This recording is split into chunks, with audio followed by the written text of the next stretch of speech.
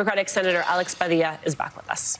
Senator, what did you think of the report? Look, I think the conclusion was spot on. What was the conclusion? That Biden did nothing wrong, and as a matter of fact, he fully participated with the investigators and, voluntarily returned the documents that he shouldn't have held. And what a stark contrast, right? The special prosecutor acknowledges the way President Biden and his team handled all of this in contrast to how Donald Trump has been handling this. So that's appropriate. The commentary on his age and appearance and sympathy from whoever, I thought that was very inappropriate. BS, if you ask me. That part, I think, is what I find the most galling, was how, in the first paragraph, the prosecutor, special counsel leaves out with, oh, yeah, there's nothing here. Let's move on. There's no crime. There's no reason to pursue. Oh, but let me tell you how old this guy is and how this and how that. The response, though, have found to be interesting, among Democrats and Republicans. And I did take note of one Republican who had something to say about it. Let's listen to what Senator Mitt Romney said on this whole matter of Biden's age. I've interacted with the president. I haven't found anything particularly out of the ordinary in that regard. He's an older guy. When President Trump last week, or the week before, said Nikki Haley multiple times instead of Nancy Pelosi, recognize that's going to happen with a couple of guys soon to be in their 80s. One now, but another will be soon. You feel like he's fit to be president for another term? Yeah, but I disagree with him on issues, and he's not someone I'd like to vote for. I'm certainly not going to vote for President Trump, so I got some challenges ahead.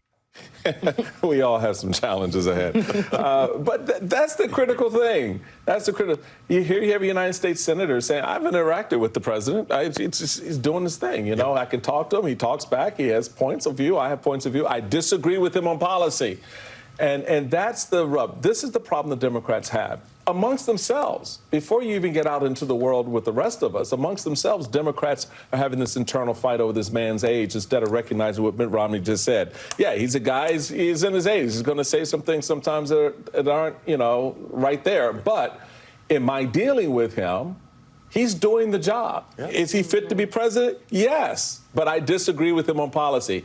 So what is the disconnect here with Biden and his age and the success that he's had out here on the streets with the policies that he's put in place? Yeah, no, I hear you. And look, as someone who's been in the room with him as well, whether it's, one of the Roosevelt Room, the Oval Office, or out at events, he's getting it done.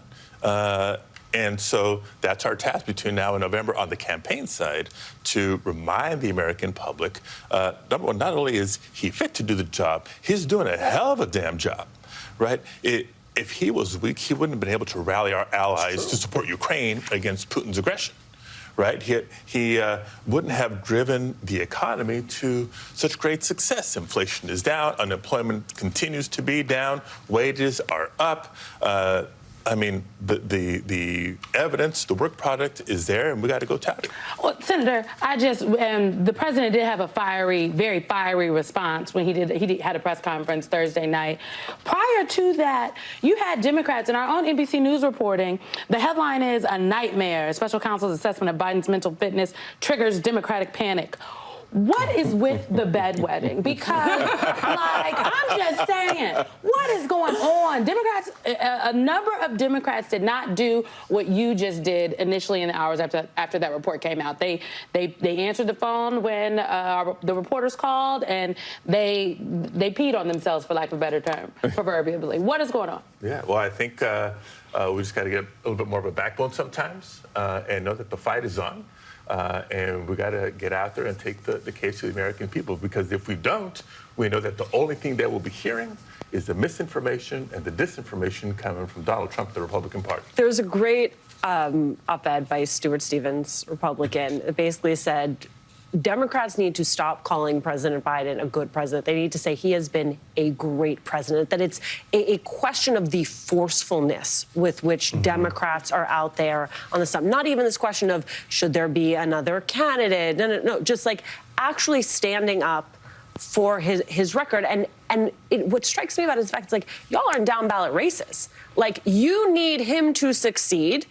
One, because you want this place to function, but also because it will be tied to Democrats' own electoral success down ballot. It does not put you in a position of strength to be like, well, he's good enough. Right, but we also got to give the public and the voters a lot more credit, right? Because pretty soon it will be clear Biden is our nominee and Trump will officially be the Republican nominee, and that is the choice people will have to make. And you do have two track records to look at.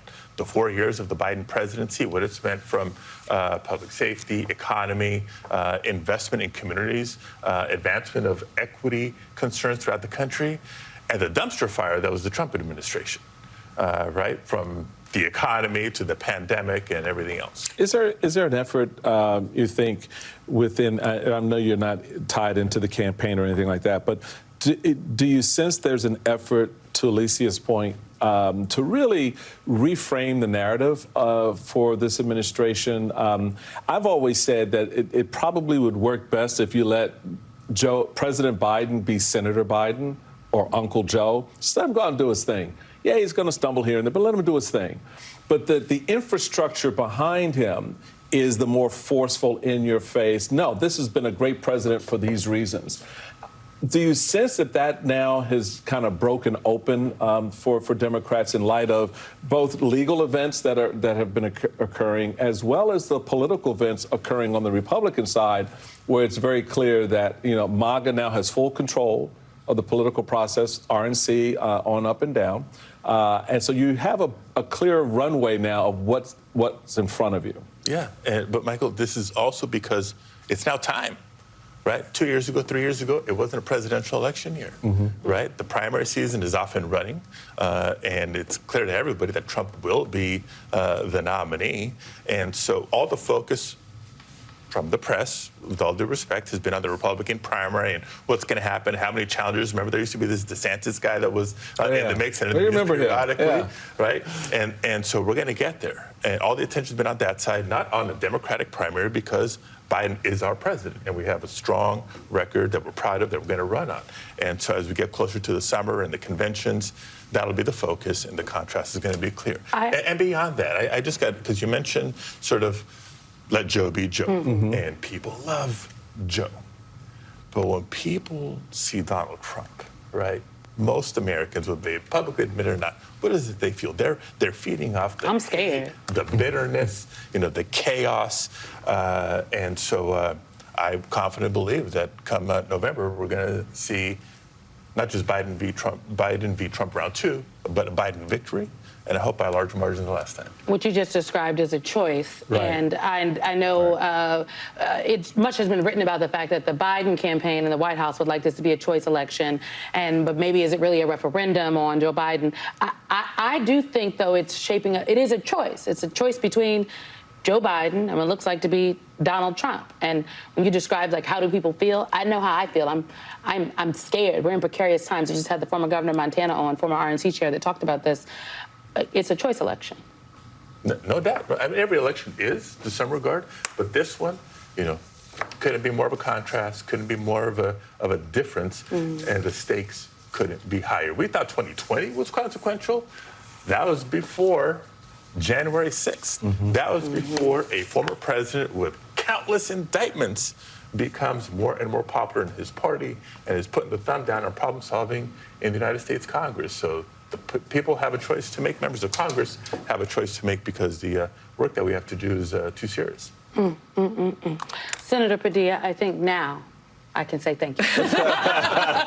We appreciate your time. And a shout out to Andrew, my boys back home. I'll get home as soon as I can. All right. Good. See, we Good love stuff. this. Dad's in Congress.